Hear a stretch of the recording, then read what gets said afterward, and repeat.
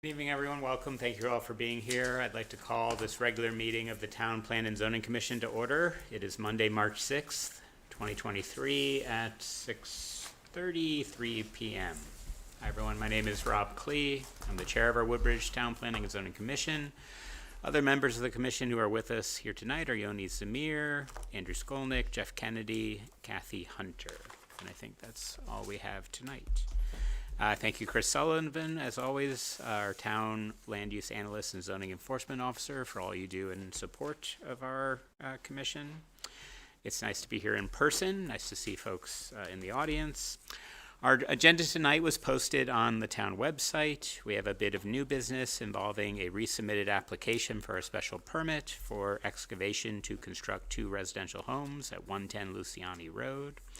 We'll then, I believe, go into our work session where our first item of business will be the Amity Regional School District's request to change the 1988 guidelines for the use of stadium lights and additional parking lot lighting for visitor safety. And depending on if they're members of the public, we might take some public comment on that application. Is that okay? Good. And then other items on our work session include a continued page-by-page review of our zoning regulations for the cleanup. Though we might, I don't know, were we allowed to do a few things out of order if we want to do some of our reports first and then, yeah, terrific. Alrighty, so new business and incoming business. Hopefully members of the commission received the request from Luciani Properties for their special permit application. Is there anyone here from? No, because you have to schedule it for hearing. So. Terrific. So I assume that's our item of business, is to set it down for public hearing. Did we want again to have our town engineer or consulting engineer look at the revised submission, or did we have them look at it the first time? You did, and the things that you noted that were missing and whatnot, so. Right, but this has now, in theory, been changed in response to that. Do we need? Yeah, but he doesn't. It would be beneficial for you, I would think, to have him nod and say, yes, everything's fine. That was my sense, that it would be good to have that professional eyes reviewing this in its returned form. So, Chris, you can arrange for that? I can contact Jim, yep. And does that mean we should have it on our next meeting or a meeting after? That's your pleasure. I mean, I don't, I know he's been very busy. I don't know how quick his turnaround will be. The other thing that you did get with this packet that you hadn't had before was a report from a geology report and whatnot. And I'm not sure if he reviews that, if that's his expertise, or if we would have to engage someone else to review. I don't know. But I don't know until I send it to him and say, here's the report. Are you comfortable reviewing this, or would you recommend someone else who could? So, what would your advice be to schedule it for the? I would tend to say push it back until your May meeting, just to make sure we have enough time. Because the other thing is that if he comes back with some review comments, then instead of it being a back and forth during the course of a hearing, hopefully those things can be ironed out before you get to the hearing. Okay. Is everyone That's fine. comfortable with that, a May schedule? That's good. Alrighty, so do we need anything more formal than that, Chris? Normally you do a motion to schedule a hearing for. I will move to schedule a public hearing for our May 2023 regular meeting on the application of Luciani Properties for a special exception permit for excavation, removal, filling, and grading at 110 Luciani Road. Second. Moved and seconded. Any discussion? None. All in favor say aye. Aye. Any opposed? Any abstentions? Terrific. Alrighty. That was easy. It was easy.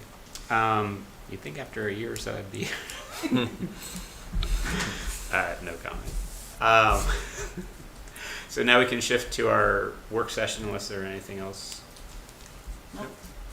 So next up on our work session is the Amity Regional School District's request to change their 1988 guidelines for stadium lights, and that has been posted, I believe, on our website, and we received an amended request, amended as of February 14th, 2023, which I believe reflects some of the comments they received during our February regular meeting. And Chris, if you could, procedurally, we did send out notice to We did. abutting landowners. Everybody who abuts. Great. Are there members of the public who wanted to share any thoughts on the request from the Amity School District? Terrific. So this is not a formal public hearing, but we're happy to hear your comments. So I believe we'll just invite you to come up to the front. When you do come up, if you could sign in. There's a sign-in sheet there. And then once you're all set and signed in, we'll ask you to state your name and your address. And then we'll do our kind of normal 3 minutes where I'll go on my timer. This is not a formal public hearing, but generally we're receiving comments. We're not, we'll kind of use our standard format where this is more, it's less of a dialogue, it's more we're receiving your comments and taking those into account when we go into our deliberations. Okay, Great. is the timer started? I will start it in a moment. Once Okay. I get my My phone. name is Abigail Scott. I live at 34 North Pease, which is the property directly south of the Amity High School driveway that empties onto North Pease. I appreciate getting the notification very much because I was not aware of this. And it's really concerning to me and several of my neighbors who I've been in contact with and who I wish had been here as well. So just to look at the letter that they sent you on the 10th, I think we need to dispute some of this stuff. The LED lights have not eliminated light spillage. I can see them from my property. Every single window on the west side of my house can see not only the stadium lights, but every street light and building light at Amity and on the sports field. There is tremendous amount of light trespass. If you put 40-foot poles, 40 foot, my house isn't 40 feet tall. My property line is less than 40 feet from the driveway. That light will spill on my driveway. There is no, or my house, on my property. There is no reason for those lights to be that tall. They are not dark sky compliant. If you were concerned about pedestrian traffic getting to people's cars, you could have 3-foot stanchions lighting the roadway. Have they made any commitment here to control the lights, to shut them off at night? They don't shut off any of their current lights. They don't make any efforts to control their spillage now. So I am really concerned about that. I would also say that the expansion of athletics teams, great, not our problem, should not be solved on the backs of the neighbors. Doubling the number of games, that's a huge problem. Amity is a horrible neighbor. They pollute, they don't care, they're not responsive, they don't modify their behavior in any way. If you do not contain them, they will run roughshod over our neighborhood. And that is not fair. It is not fair for us to have to bear the burden of their overexpansion of male sports in pursuit of a cult of athletics, instead of modifying their male sports in order to emphasize education. I really am very upset about this, and I think you guys need to think about ratcheting back what happens at Amity. Has there been any resolution on the PFAS chemicals on the football field? You know? How many of these things are not being addressed? You just let it go, and then nothing happens. So I'm begging you, please do not let them run roughshod over the neighbors. It is not fair for us to bear this burden. Thank you. Thank you very much for your comment.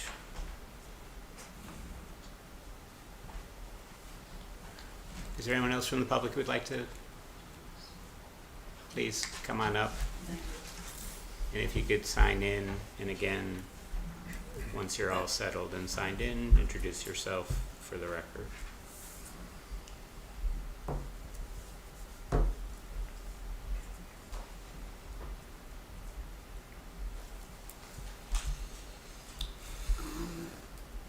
My name is Diane Urbano. I live at 52 North Pease Road. My property does not abut the high school property, but that is why I'm coming to speak.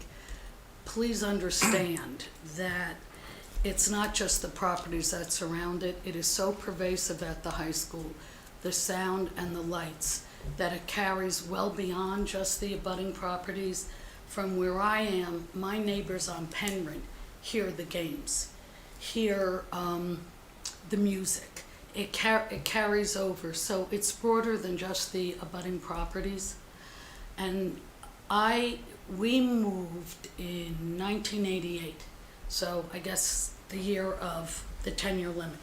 That's all we've known. And as I've served on the Amity board, we have 3 daughters that graduated there. I'm actually very fond of the place, and they played sports. But I think that we have to understand the difference. It's a regional school. The burden falls on Woodbridge. And I feel they are treating their athletic fields, the fields, as though they're public park, and they are not. They exclude the neighborhood. I have a dog. I'm no longer able to walk the dog through. They exclude. They're becoming more and more exclusive while expanding the use of the properties on a grander scale. Also, I would say beyond the noise, there is not enough parking. And I think you know that we're in commercial development. The rules and regs for commercial are pretty strict regarding parking, regarding lighting. We all have, and I know that public is different, but I think that we ought to look at why the commercial regs exist, right, and consider them for this public use. And I would also, I hope, I just implore you to keep the 10-night rule. It's also when the turf field all along, I was on the board at through some of it. It was always said, but it's only 10 nights. It's only 10 nights, and now the rules of engagement, so to speak, seem to be changing. Which is just real disturbing. And I would say that if they are going to run camps or different events, many more events that don't include the public, the school students, that's outside the realm of that our town should get some of the proceeds, if not all, because it is the services, the police, the public works, it all takes its toll. So, thank you. Thank you.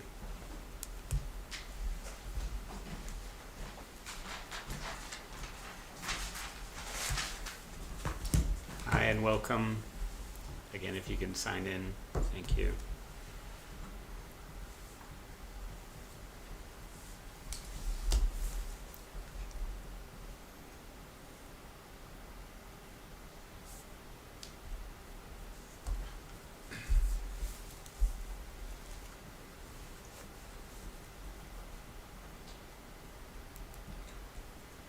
And I don't know if this is more of a point of order, but as background, I may have more questions. I had downloaded the material recently, and is there another place to get a February update? I heard you mention that there was feedback that was incorporated, and everything I downloaded only included a January 10th letter.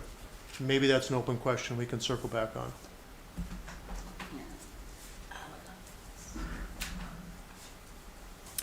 And if you could also introduce yourself. Sorry, Thomas Raj, 34 North Pease, not a coincidence.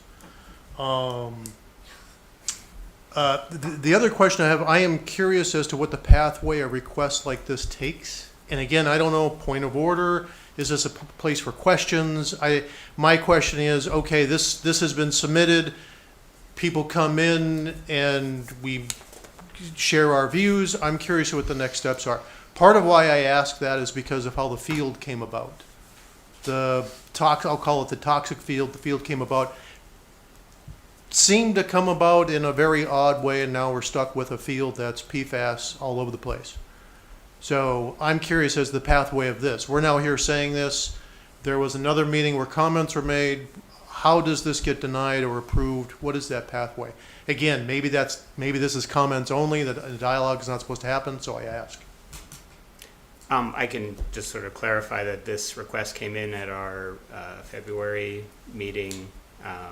It is a request to amend this 1988 guideline Yep. on the use of the stadium.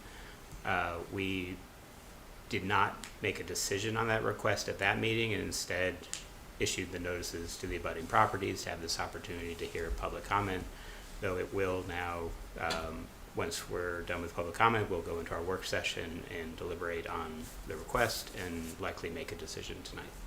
Tonight, okay. Are those notes public? Are they, whatever your working notes are, those will be available for what your thoughts were? We have minutes that we publish of our meetings, so yes. Okay, great. Thank you. We should also just note that all their meetings are recorded, so you can also go on YouTube and watch them. Yep, including the working session? Oh yeah, Yeah. everything we do is recorded. Thank you. May I come up and ask a question or no? Sure. I've been following your meetings with the multifamily down in the flats, which I finally call it. And I know that some of you commented that you felt you couldn't vote the way you would have because the developer had met all of his, all of the requirements that you sort of, right, that there were regulations, he met them and that was that. Do you, with the Amity School, it's regional, but it's in our town, right? Our property. Is it discretionary for TPZ? Is this a special district? I've never quite understood its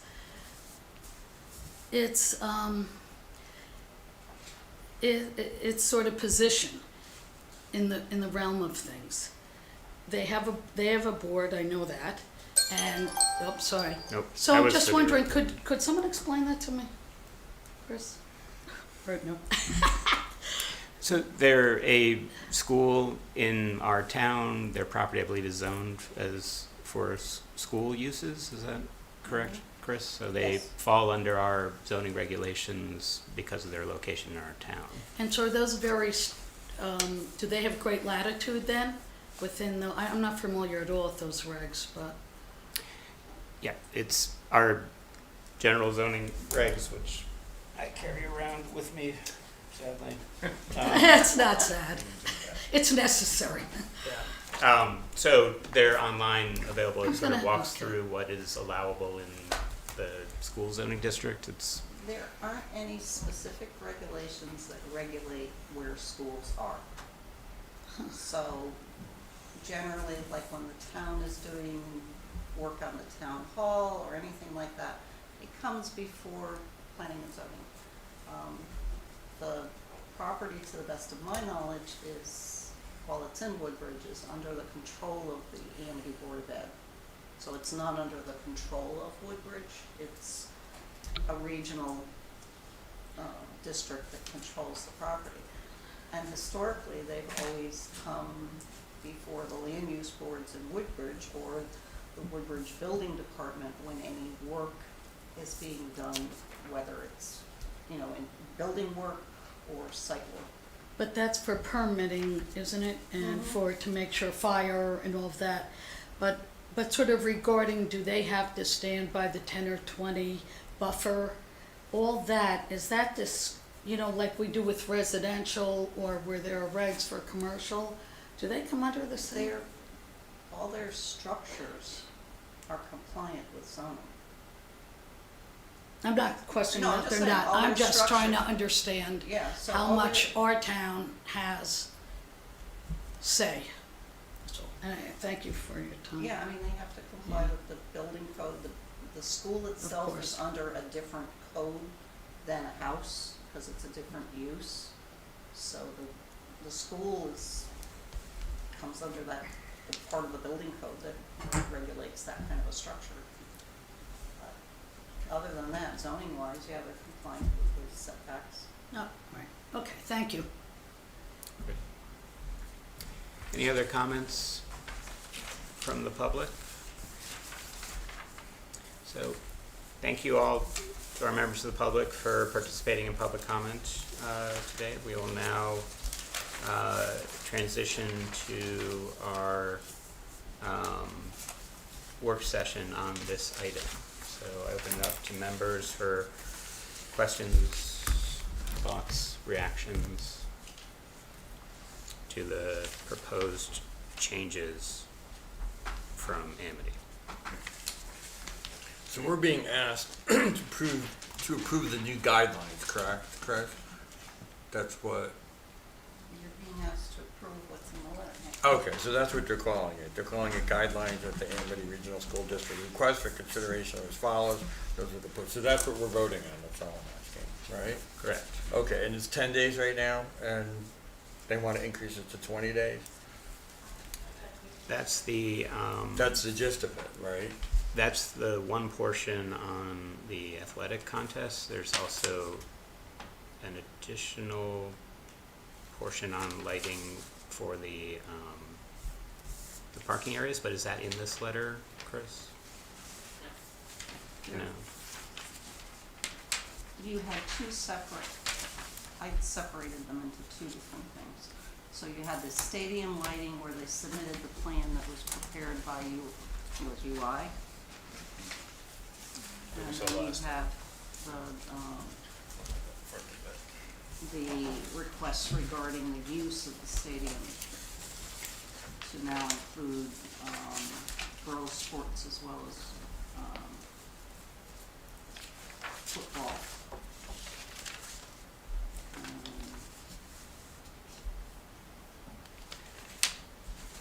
And are both items in front of us today? Both? Yeah. Okay. And if folks have the materials that were submitted last time, it includes both that original 1988, July 13, 1988 sort of letter. So in essence, they're asking to update this whole we saw letter that, okay. under these new requests to switch it to, I guess to provide a little clarity on the fact that stadium lights will be scheduled to conclude by 9 p.m., but there may be weather delays, overtime periods, other unpredictable events that periodically could result in things going longer than 9, unlike the original one, which had a hard stop at 9 o'clock.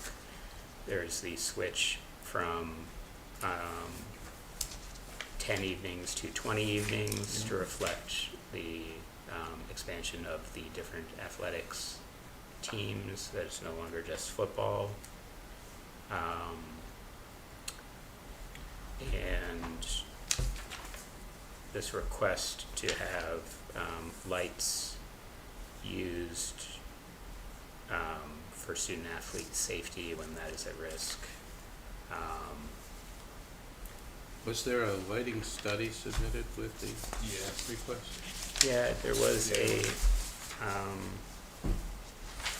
believe it was this attachment. And this, we're just focusing on the stadium portion right now. Yeah. You got it.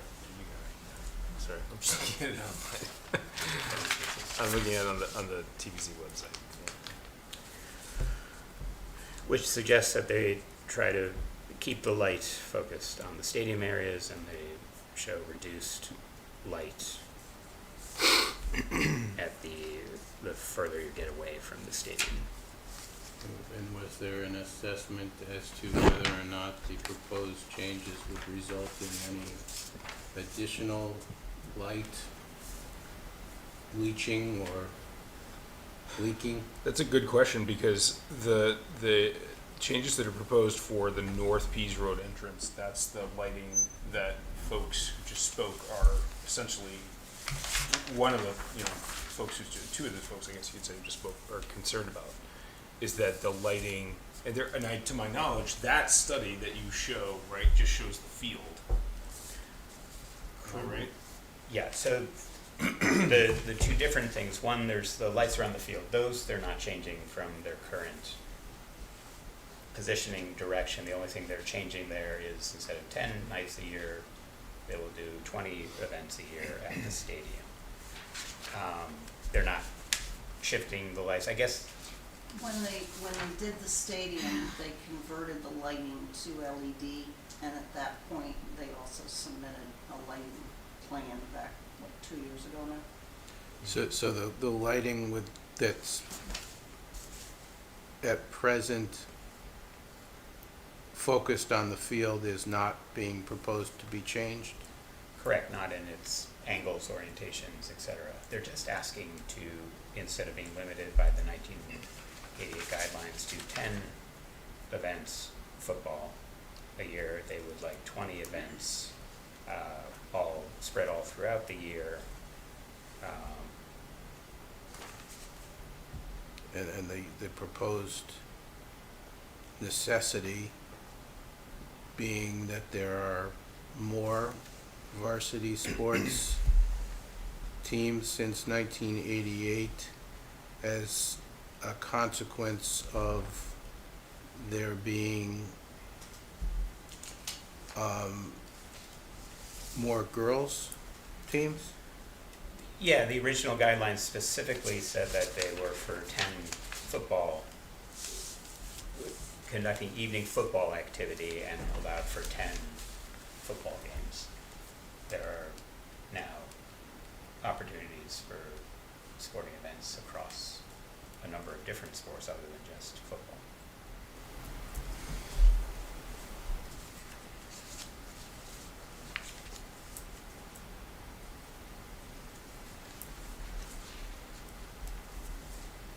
At the last meeting, one of the ones that they mentioned specifically was track and field and whatnot. Track and field, there's And then girls, there were specific women. girls sports soccer, that field girls hockey. participated in. Yeah. I think track and field, they were running into, in particularly early season, they Yeah, would when get, it was getting dark. it would get they were dark running and they events. couldn't finish meets or events because they couldn't turn the lights on. And as I recall, at the February, was it 10th, right? Sixth. 6th, when they spoke and they discussed the lighting off of the North Pease. The lighting off the North Pease Road entrance, right? Like this diagram. I recall them, the applicant basically saying, at this moment, at this point in time, the way we feel about it is that it's dark when folks are leaving the parking area, which is, basically, I guess to the west, right? The school, the whole campus is like over here, and then when they're leaving and they're going out to Pease Road, it's dark. And that was what I understood to be them saying is the reason for wanting to install these lights. I guess. There are also parking spaces all the way. Oh, there are. to Yeah, the along that Pease Road. route. Yeah. So it is both during event nights, but it's also any nights that students have activities. Again, this is more of a winter problem, but when it's dark at 4:30, there are kids who will Right. be walking to their cars that they would have parked there if they're doing after-school activities, et cetera. And the proposal is to increase their safety by having lights for those students who have to park way up there. Yeah, that is the junior parking is just after the tennis courts All up the to way the back. end. Yeah. So back to the athletic, should we do these in two separate approvals? I would, because they were submitted to separately. Sure. So I'll make a motion to approve the Amity Regional School District's request for use of the stadium field lights as proposed in their original January 10th letter, as amended February 14th to reflect our conversation with them as submitted. I'll second. Moved and second. Any further discussion on I'm the, sorry, who seconded? I did. Oh, I did, thanks. on the request for the increase in numbers of evenings where they can have stadium events? Any further discussion? Well, I certainly would support having more events for girls. Obviously, I just think it's, always having just the football games is just an equal opportunity for women, and I support that. Any other comments? Hearing none, all in favor say aye. Aye. Any opposed? Any abstentions? So that motion passes on the request to change the 1988 guidelines. So let's move to the second request, which was submitted via email from Stephen Martoni regarding the increase of lighting in the upper parking lot for safety and security, which included an analysis from UI to do that installation with downward-facing light fixtures. I'll make a motion to approve as submitted. I'll second again. Moved and seconded. Any discussion? So was there a study submitted? So- Just the UI assessment that you're referencing? Yeah, so all we have is the UI's analysis of what they would do, or their proposal of what they would basically construct. My sense of our conversation last time is that these will be UI-owned light poles, and they're proposing 8 40-foot Class 2 poles, which we did hear public comment about why the 40-foot, why is that necessary in terms of public safety, if it's simply you want to light footpaths or other sorts of things. Do they shut off at a certain time at night, or do you know? Do you remember? One of us asked that question. I don't remember the response. I believe they said they left them on all night. Yeah. Yeah.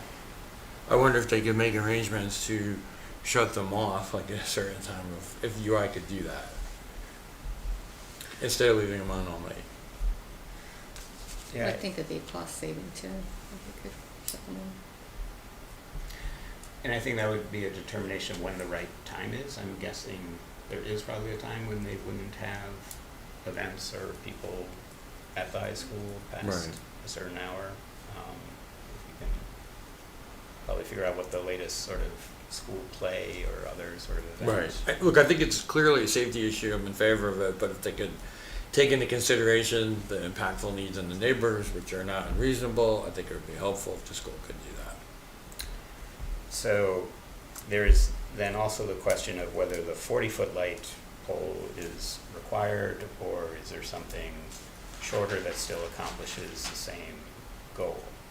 40-foot is what UI recommends? UI proposed that. Now, they're only putting the light poles, as far as I can tell, on one side of the, so they're just positioning on a string of lights on what looks like the south side of the road, and intending it light to cover the entire of the driveway and I guess the parking spaces.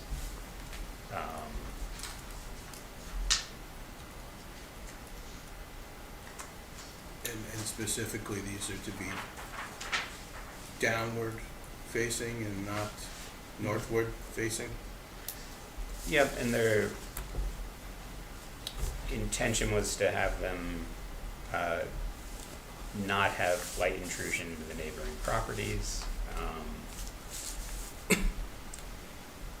But I think we've heard some concerns from the neighbors about that, so is there an opportunity for I would propose perhaps a conditional approval upon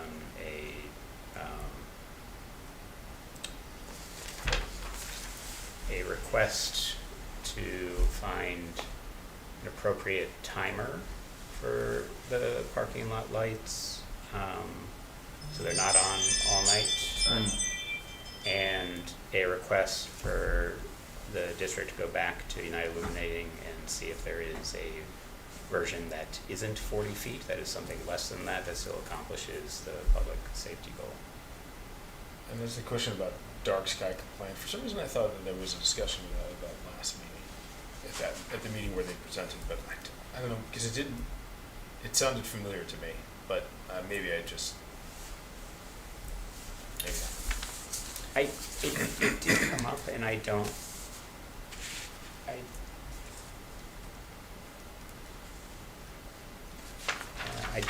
it wasn't in, and I don't think it was in the stadium discussion. It was,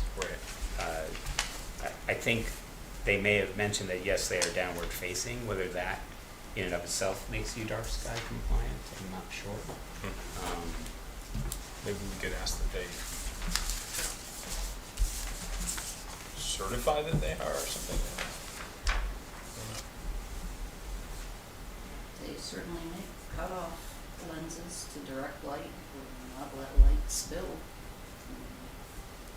And They when can you say direct- I mean, the thing is, you can see a light, you can look from somewhere and see that there's a light there, but the light, like when you look at the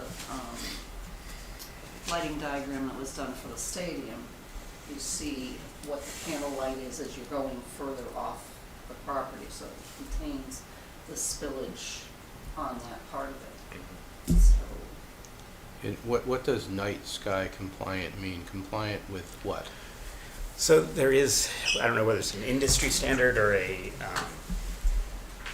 I think it is a broader industry standard, it's not a state standard, but it is a standard for lighting that tries to minimize the amount of light pollution in general, lets you know, see the stars at night, other sorts of things, but it is all about being downward facing, being very focused, reducing spillage, but at a minimum not having like open light fixtures that are putting light in over Yeah, I that. understand the purpose. I just wondered what the source of it was, whether it was Connecticut law, Connecticut regulation, federal regulation. I don't know. I don't know. I'm only be guessing there. So it was my motion and discussion. It sounds like, Chris, a sort of formal amendment.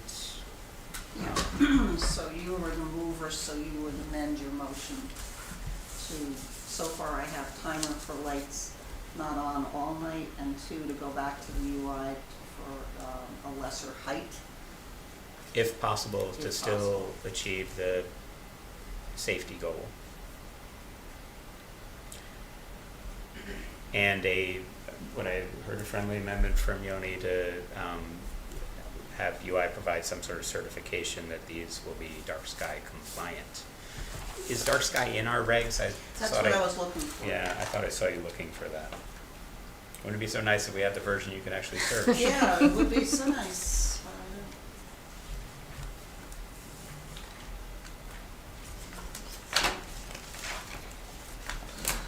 Not in the section that we, oh, here we go, candle lights. Lights on. So, schools. So, we do have a schedule, table 5.3, and we do qualify schools. And it does say maximum exterior FC foot candles of 2.4 to 0.6.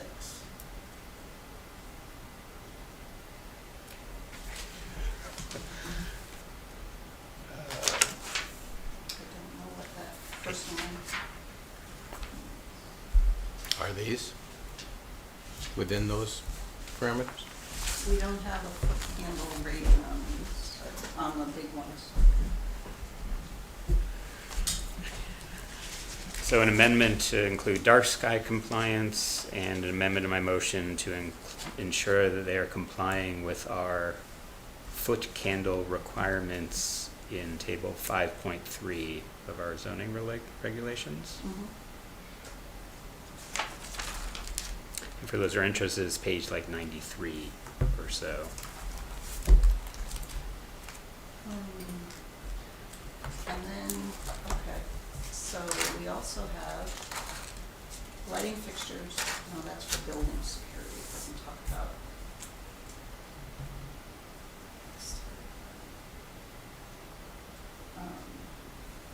It's lighting fixtures for building security, we talk about top downward, not upward or sideways, full cutoff or fully shielded and recessed. And interestingly enough, but this is on a building at a height not to exceed 18 feet, but that's a building, not a driveway.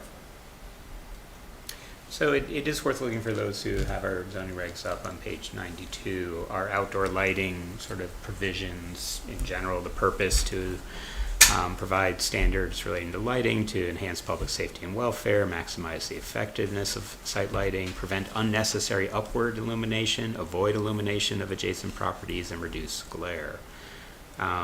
So I think what we're asking of Amity is consistent with the general purposes of our lighting regulations.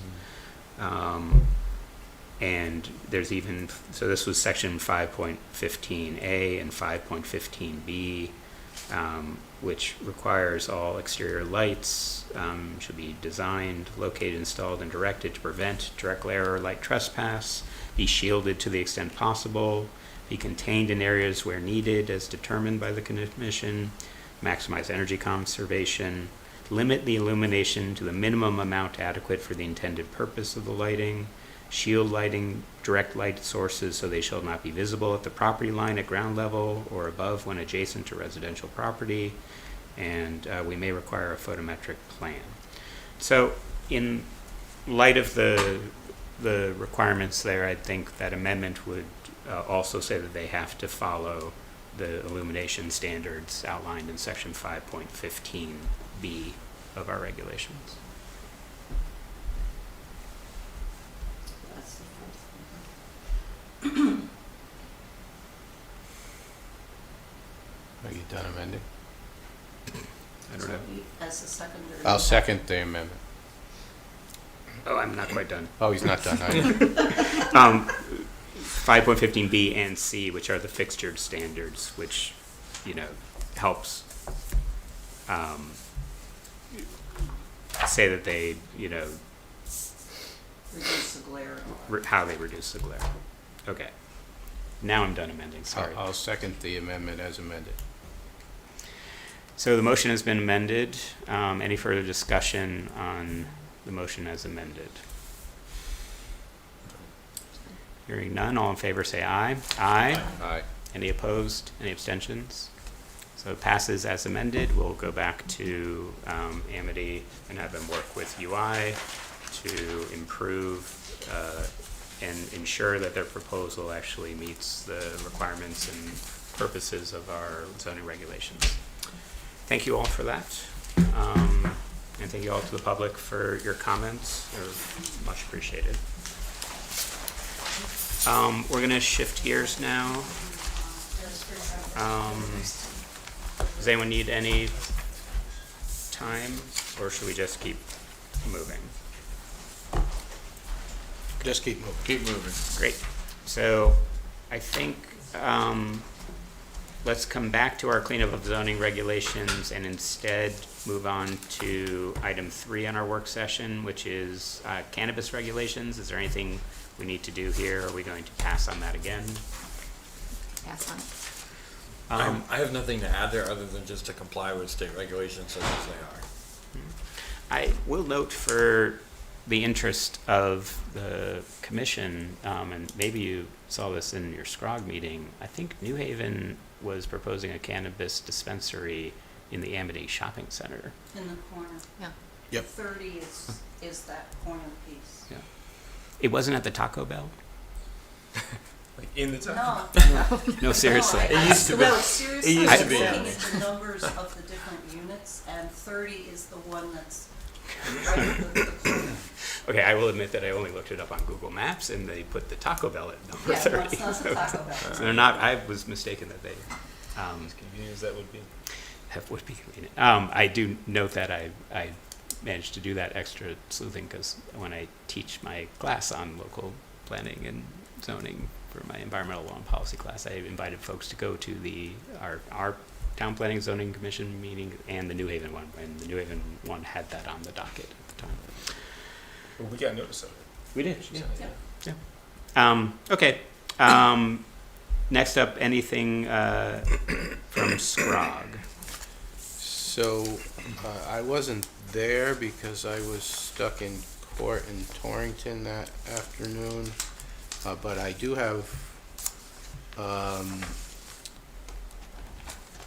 the, list of the action items that were discussed at the meeting on Thursday, February 9th. There is, by the way, a meeting this coming Thursday that I will be at, but on February the 9th, there was a moratorium on warehousing throughout the town of Wallingford that was scheduled for a public hearing a week later.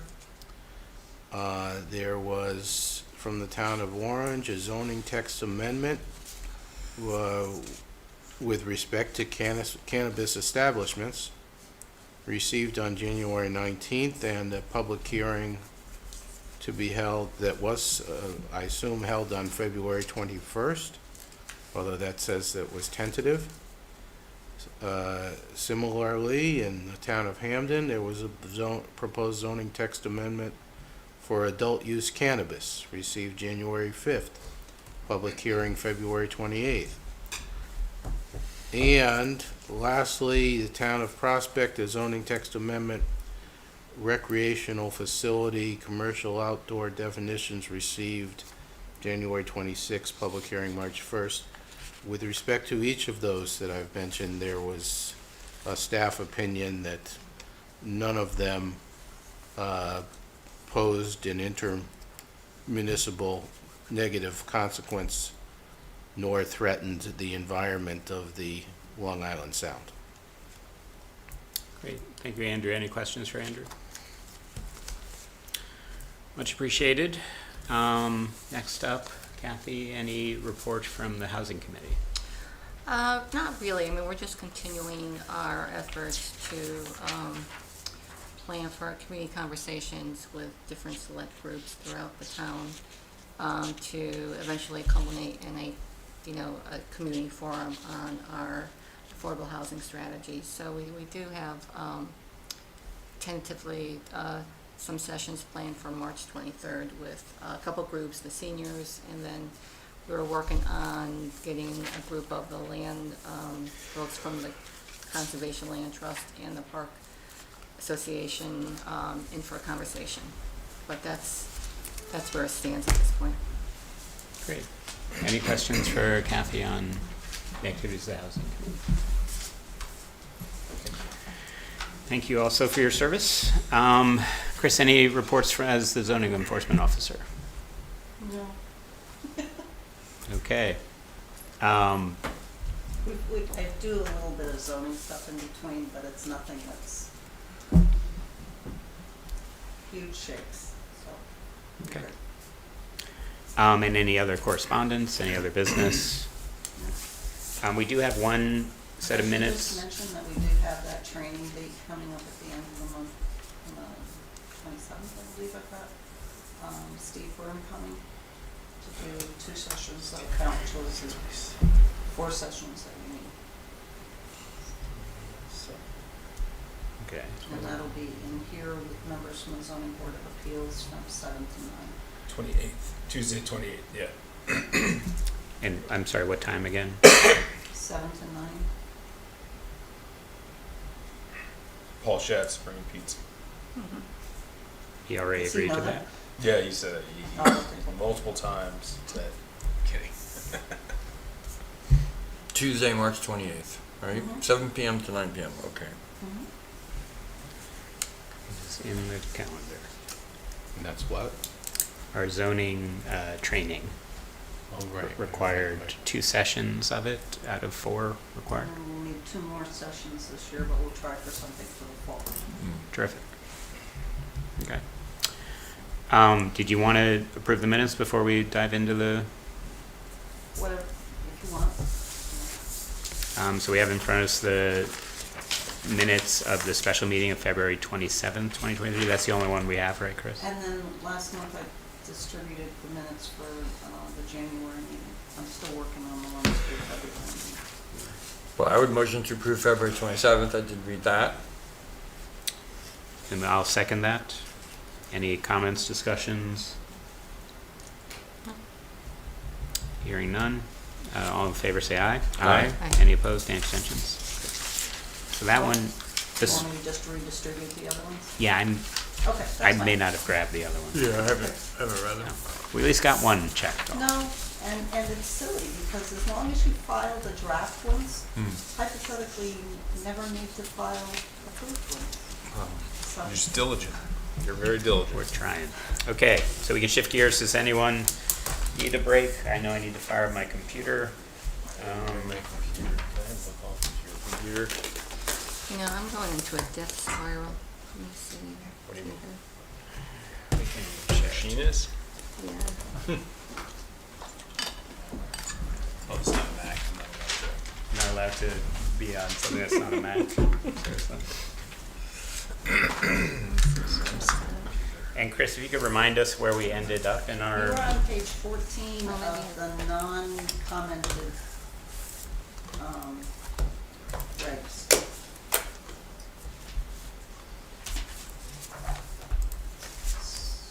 Section 2.5. We were working on definitions, right? yeah, Right, we were it's still. the definition section, and that page starts off with floor area, gross floor area, and business floor area. And I have made the changes that you discussed, except for 3 things, one of which I sent So you, you have a choice. which was the, I think it was the purpose, I wasn't sure. I sent you the current section 8.2, so you could tell me exactly what you wanted in there, if you wanted to include some stuff.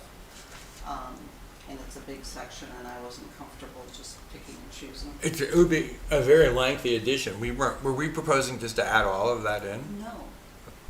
So you I'm were sorry. proposing to add some. Some, all right. But I didn't wanna make the decision on my own which some to add. Because the section refers to the entire section 8.2.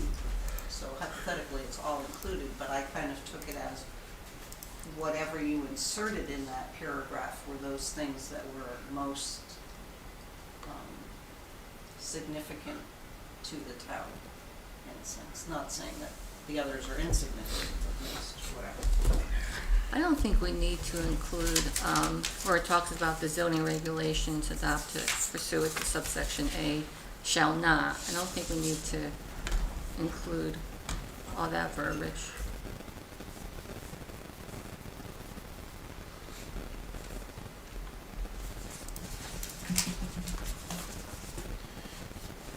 What about something like, just a line that says something like, it is the intention of this commission that our regulations should be consistent with the purpose or the thrust of, you know, section 8.2, the Connecticut General Statutes as amended, as updated through, you know, whatever the last update was. Although I think they're I don't think they're up for updating it this year, but maybe they are. Like through 2022 or something like that. I mean, would it be okay to do something like that instead? I do think the updates regarding the housing parts should be expressly put in there. Sure. Yeah. This is going in the introductory part of it though, right? No, I think we're at section 1.2, the Yeah, the purpose. purpose. Yeah, we already made some edits to the introductory part. But it's not explicitly the regulations, right? No, It's just the purpose. I understand. I'm just saying that would just seem to me to be more concise. That was because- directed at my computer. not at you. I'm like responding to you. No. My computer was acting Because up. it's the purpose part of it, it could possibly be more concise and abbreviated simply because Right, like- it's not a regulation. I was thinking about how if you look at that section 1.2, Rob, that was, so you're saying take some specific things out of section 8.2 of CGIS, section 8.2, and plop them in. Is that what you're In the Right. purpose, I Mhm. just wanted to make sure to be more explicit? Yeah. Yeah, because there's nothing right now, that talks about housing whatsoever. Right. And I think that's why, Andrew made the comment about putting something regarding housing. But I just thought it would be good to just, put in the language that is in the zoning enabling act.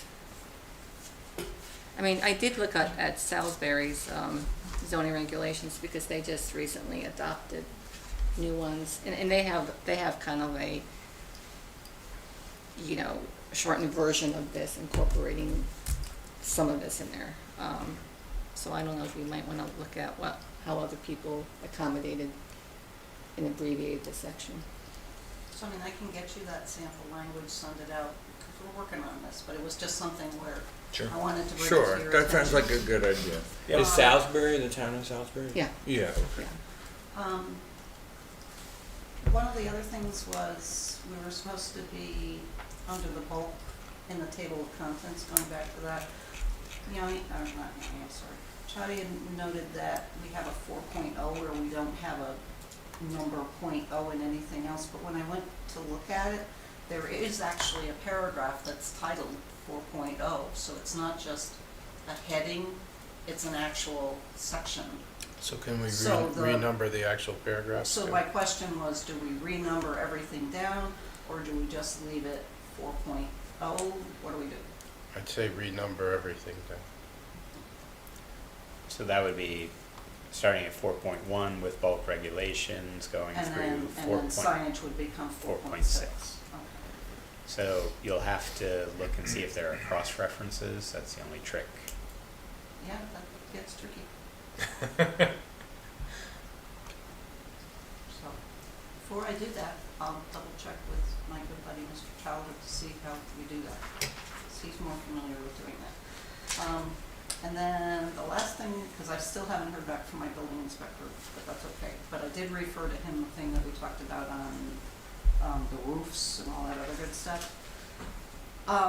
When we were looking at Who is the building inspector now? Bob Dylan, not the singer. Great if he Spelled was. totally different, looks totally different. But when we were Also doing, Benson. we were, in section 1.4, we had added in references to where the actual zoning map can be found, that it can be found in the land records and at the back of the book. And then we were looking at table 1.1 and wanting to include that in there.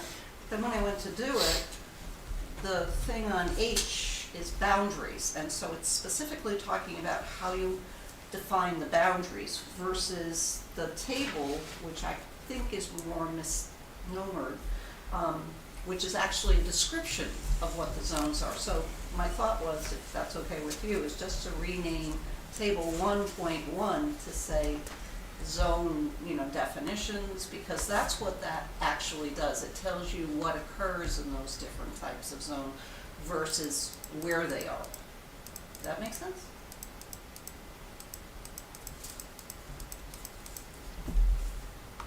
So instead of calling it table 1.1 zones and boundaries, It would just be zoning or zone definitions or something like that, because that's what it is, or just zone descriptions. It's not really a definition, it's a zone description. that sounds fine. Okay, and then I didn't think it needed to be referenced in H, because H is just dealing with boundaries, so if that's okay with you, I'll rename that. And that's all I got. Though- Everything else I did. Though then that table though just is never referenced. It's just there. It's there, but I think it's in your index. It's So, referencing see what the it index. says. Okay, that's I'm fine with it just being there. 1.4 talks about boundaries. Well, we would have to amendments, validity, boundaries, so I guess we can insert zoning, what did I say, descriptions. Descriptions. And we'll add that into the table of contents. So then it would get picked up by a search. Okay. All right. Okay, thank you, Chris, for incorporating edits and those clarifications. And I am doing this as a track change, so when you look at it, you're gonna either see it cross out or whatever. Where did we leave off? Page 14. And what? It's floor area, gross floor area, and business floor area.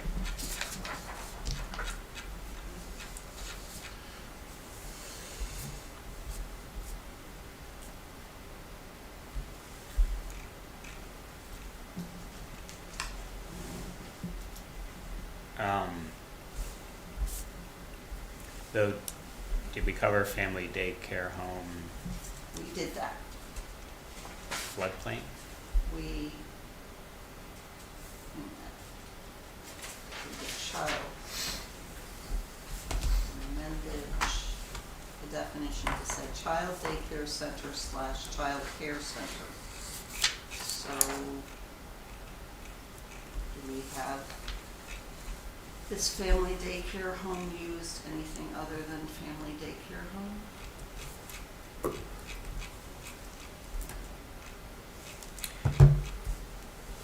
Yeah, so the problem is when we keep changing things, they'll have spillover effects everywhere in the document. And I think Chalder, I look at the sort of red line version from Chalder that it's now family childcare home instead of daycare. But I think we had touched upon that at the last meeting and decided to leave it as it was because it would require changing 4 other sections or more as well. Wasn't that the conclusion that we reached? I think it was that and or the definition of family too, which would also create complicating. So I think it is hard to make these changes right now, even if the more modern terminology is childcare instead of daycare. Though there are day programs and other things as well defined in here, which is then gets even more complicated. I just don't think we need to manage that right now. Did we cover farm, a tract of more than 5 acres?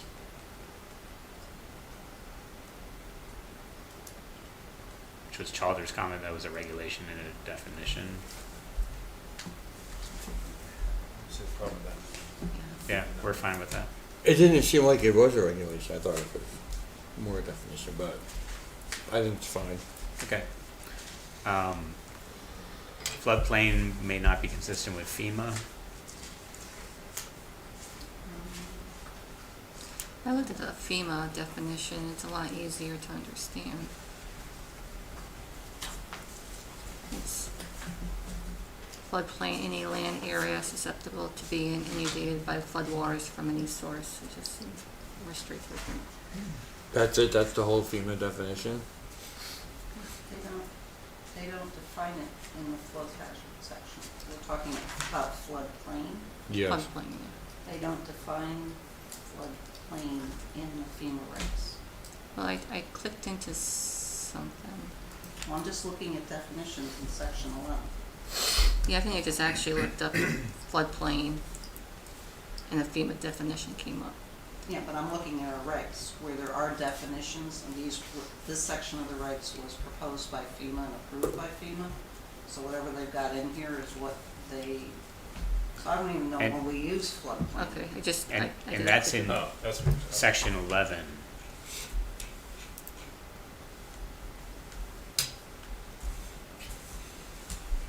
Because I mean, yeah, section 11 is the whole flood hazard thing. That's what they have is a floodway. They also have a flood area.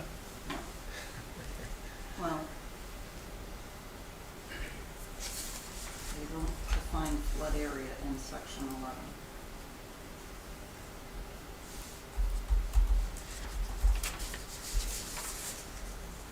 But we do use floodplain. Oh, there is a floodplain prevention administrator in section 11.4.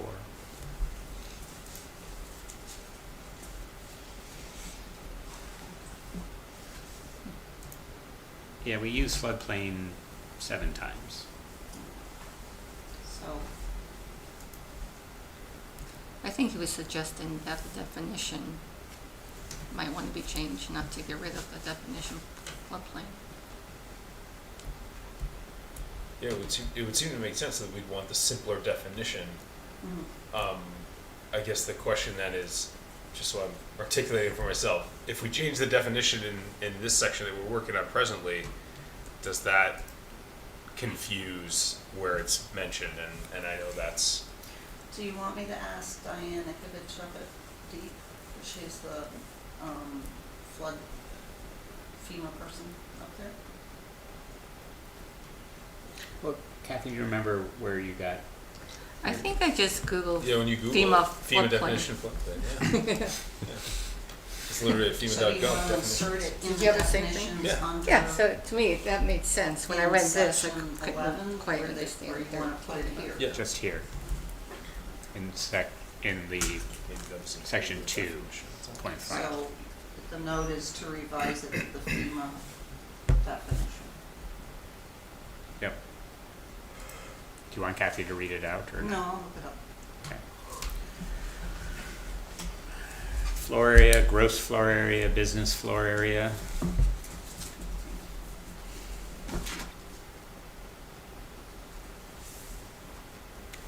I think Childers' comment was it's just by putting all those things under F for floor area, makes it harder to find each one of them individually. But I'm not. This definition is also sort of oddly phrased that it's just mentioning the terms are used in connection with Parking. parking.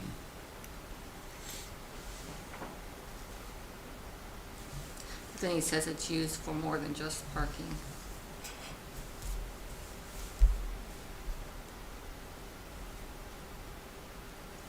So we could theoretically get rid of the first clause. These terms used in connection with the minimum off-street parking Right. requirements and off-street loading, and just simply say floor area, gross floor area, and business floor area shall mean the aggregate of the inside horizontal areas of all usable floor space. I would think so.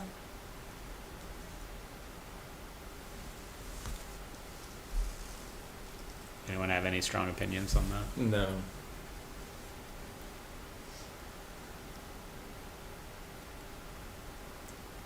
Or you want to just break it into 2 and put parking after one, building after the other. Because it's apparently used in both warehouses. And then just split the sentences to go with each thing.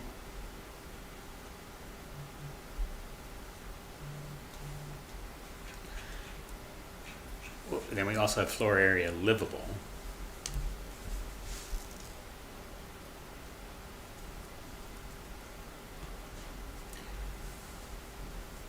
Yeah, I think, do we need any reference to parking at all in that first one, floor area, gross floor area, business floor area? When you Google, do you come up with it being used in relationship to parking?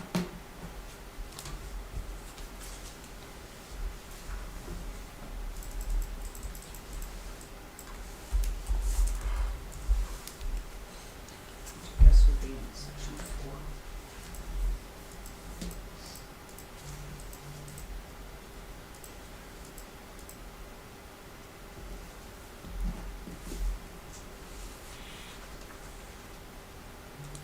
I mean, it's used in conference center development.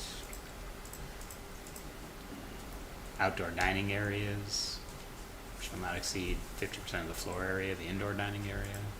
So I think that's what he was saying, that it's not just used for parking. Right, so- Yeah, the whole definition of it is about parking, but the words are used in other settings. Right, and you It don't have feel, to the whole thing is weird. point that out. Yeah, it's more than just parking, but it also is parking, so you don't want to take out, I wouldn't recommend taking out parking if parking reflects the usable area in use. But if it's in the parking requirements and isn't- it talks about that, then But Yeah. the What parking difference does it requirement is based on the area of the building.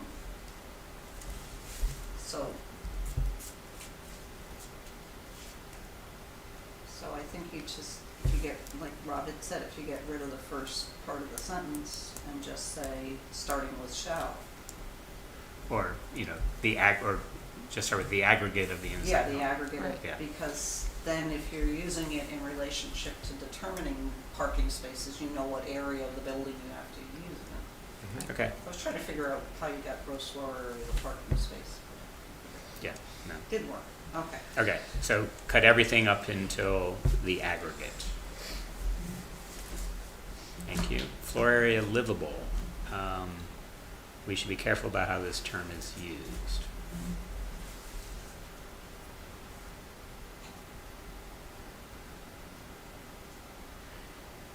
it's because it says, shall not include a garage space, but now you could use a garage for a accessory dwelling unit.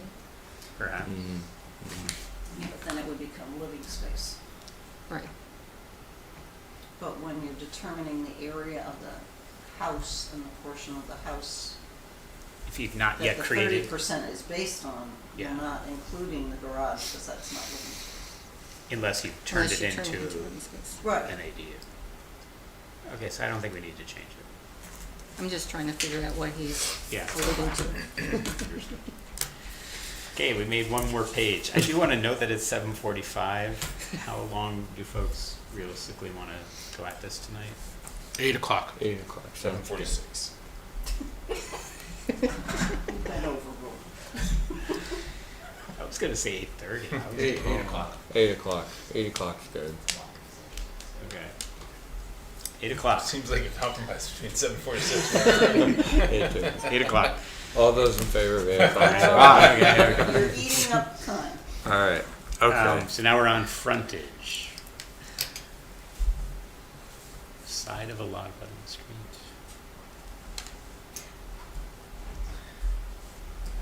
While we're here, real quick. I don't know that we use, well, I think in the T3, C, and D diagrams, we use secondary and primary frontage. But other than that, it's not a zoning thing. I mean, we don't have different setbacks from where there's a road frontage. And this was something that the zoning board of appeals didn't want to bring to your attention, that more often than not, they get a lot of appeals brought to them because on a corner lot, there's 2 front yards, and that takes away areas, so they get appeals because there's 2 front 75-foot setbacks or whatever, where in a normal lot, you would have a 25-foot setback and then only 1 75-foot setback. And I don't know that that's something you want to attack in here, but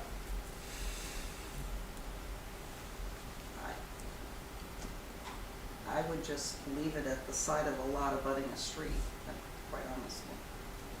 And then work on the corner lot problem somewhere else. And, because in applying the zoning regs, in all the time that I've been here, we've never talked about primary and secondary frontages on the road. We're always just, whatever the setback is, its setback is. Though, is there an opportunity to use the primary frontage as a way to deal with the corner lot and say that that's your front yard is the one that faces the, Yeah, but then we don't have a definition that makes that lesser of a setback. right, no, back in the other place, if you're on a corner lot, you have a setback based on the primary frontage. Well, and the other interesting thing is that you'll have some people that are on a corner lot and then they choose to have their driveway facing the lesser traveled road so they can get out, so their access address, their emergency number, or street address, whatever you wanna call it, is that lesser number. So it almost makes sense, if you're on a corner lot, to let them pick which side is their front lot, and that's it. And the other one is a side lot. All right, do we need to change any of these definitions right now? I've never used, Terry never used frontage primary or frontage secondary, we just use frontage. Because there's no definition, there's no change in setback if it's distance, if it's secondary or primary. It says the primary frontage was used once in section 4.1. And that's where those little diagrams are that came from him. So should we delete? I would just delete primary and secondary and just leave it as frontage. Okay. Fine. Wrong place to delete.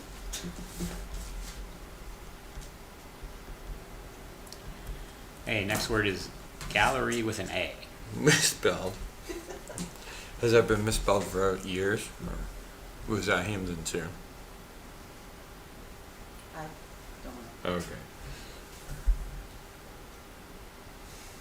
No, that came from Hamden because we never had galleries. Mm.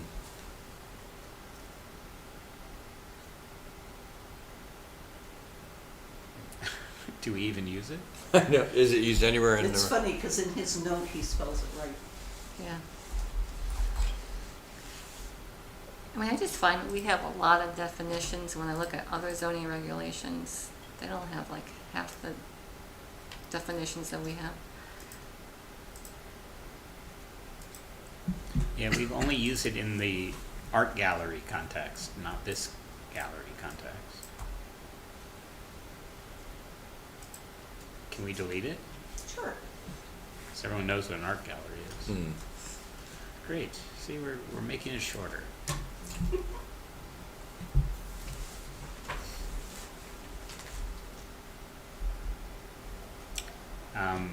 Shalder said that we're defining what private garage is and how many cars they can have in our definition.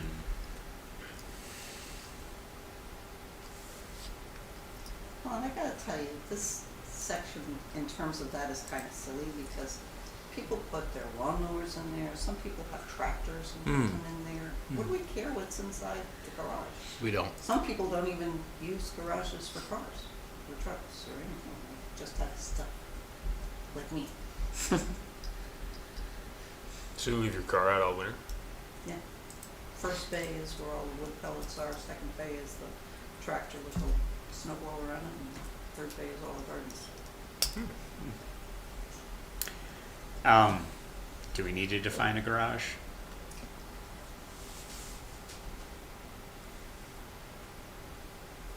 I would think I public don't garage think would be so. more necessary than private. Even though we don't use public garage anymore. Not yet. I mean, you're doing both. I mean, I think a garage is pretty obvious what it is. Like a gallery? Up to you. I don't have a problem with taking them both out. Yep. Okay.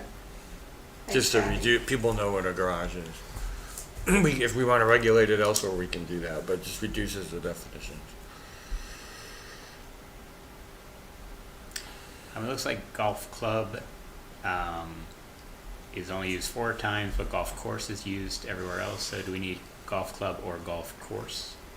Well, why don't we go with golf course, and I'll just go to 3.3 and change any clubs to course. Yeah.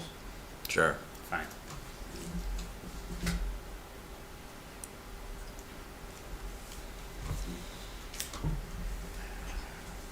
Or group daycare home is, I don't think we need to change. Because we haven't been changing it elsewhere.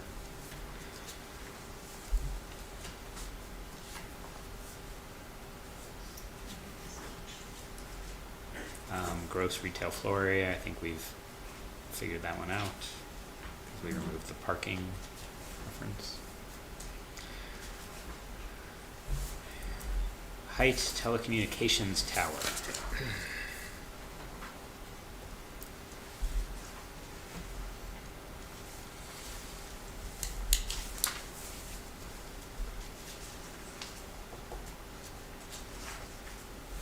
I, That doesn't fall under our jurisdiction any longer, right? So we can't regulate it anyway. we can't regulate cell towers, but if they had a, could we regulate the police's radio tower? Oh, okay. Probably. Okay. Chris, is that right? I'm sorry. We can't regulate cell towers, but we could regulate the police station's radio tower? No, we didn't regulate that either. No. But we regulate things that are on top of buildings, or like in the steeple of the Congregational Church. Oh, okay. Okay. So I guess if it's a standalone tower, we don't regulate it. Right, this by definition is on the structure. Yeah. Okay. So, Yeah. I don't know, we could leave it. I think we can leave telecommunications tower. In-law apartment, I think we can delete that. Mm.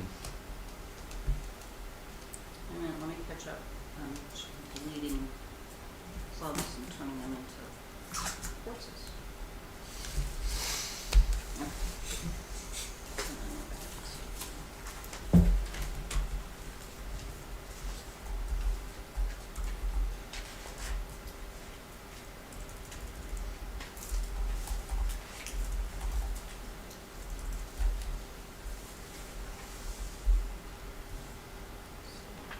I'm sorry, what did we just delete? In-law apartment. Okay. Says indoor recreation facility is not used anywhere, but didn't we approve one of those We- recently? We did. Yeah. Yes, we did. Under what? It was in the, table, 3.1 something.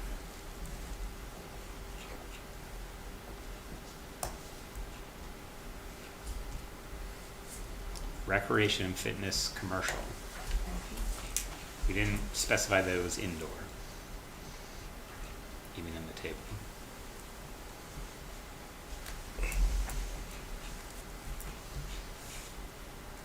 So I guess we could delete it.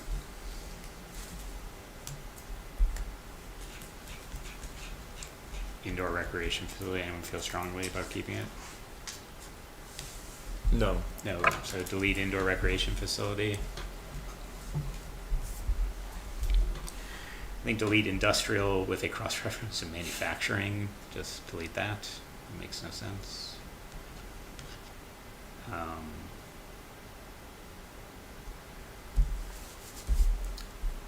think keep light well, we use it once.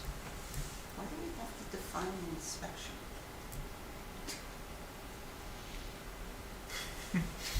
And why is it limited only to soil and erosion and Soil sediment? erosion, I mean, there's other types of inspections that we do. Right, let's delete that one too. We're in a deleting mood tonight. We are. I'm trying to make Kathy happy. Thanks.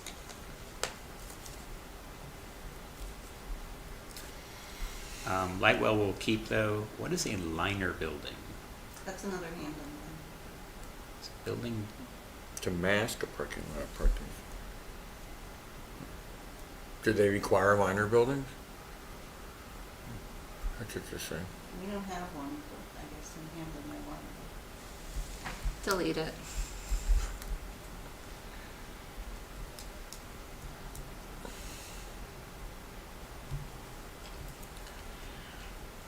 Okay, one more page. Can I ask for that? 3 minutes. We're on. You got a 3-minute warning, exactly, so Yeah. you got it. So the lot, it has definition graphic on the next page, which is said not to be very useful. Or enhance the definition.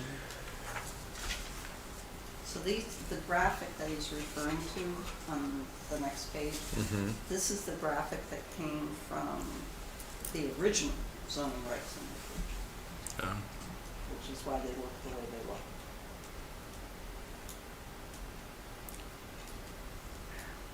Do we like this graphic? Well, can't we just find something more up to date? I'm sure we could find that somewhere.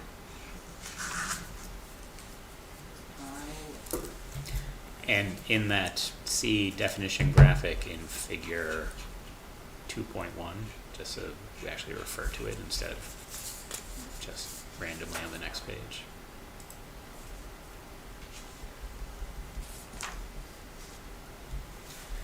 And that might help the corner lot.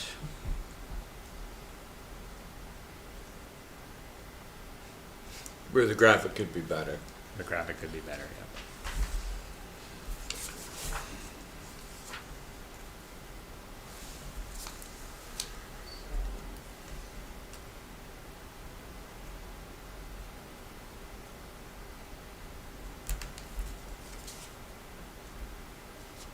I don't know why we worry about angles.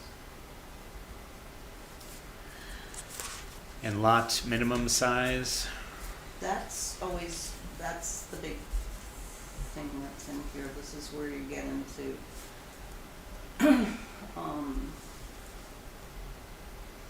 things that are excluded from a lot. It's like the slopes over 25%, and the fact that it has to be contiguous and all that other good stuff. So they were, when they did this, they were trying to create a workable area of a lot, because they were encountering lots that, because the good ones had been developed and built, were getting very challenging to get built. So that's why this was all created in here, and it's referenced in the table 4, I believe. So theoretically, a lot could be of the minimum square footage, but if, It has to have a buildable area Yeah, comparable to the right, square footage. if too much of it was unusable because of slope over 25 degrees, it would be non-compliant? Any new lots that are created would not be considered buildable if they didn't have an area comparable to that which was designated for its zone, excluding the things that are in here. Because you had challenging lots that were, a lot of wetlands, or I remember one subdivision coming in, and the attorney who was representing it said, well, it's contiguous except for where it's separated by the street. Okay. so Didn't get the fourth one. is there anything for us to change here? I don't think so. Okay, he suggested adding in that exception that it's, doesn't apply to lawfully conforming or legally non-conforming lots effective as this date. Which I think is in table 4. But if you wanna insert it here, just so it's said twice. I think the only thing that you wanted to add was the date of the amendment, but I don't know why we would need to do that. It would just, every time we do a new amendment, Yeah, it you would have the be date, updated. Yeah, we'd have to then change the date here. So I think we just keep it as is, lot minimum size.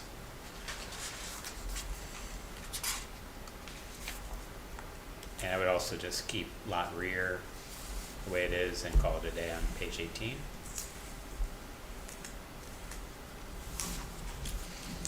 Yep, Tato 2. Yep, and we would also maybe get an improved page 19, at least on mine, because figure 2.1, Chris is gonna look to see if there's And see if I can find something. a better version, and and there we'll pick up again with lot area and lot frontage and lot infill. I'll make a motion to adjourn. It's been a motion to adjourn, Second. moved and seconded. Any further discussion? All in favor say aye. Aye. Any opposed, any abstentions? Thank you all. They were gonna say no.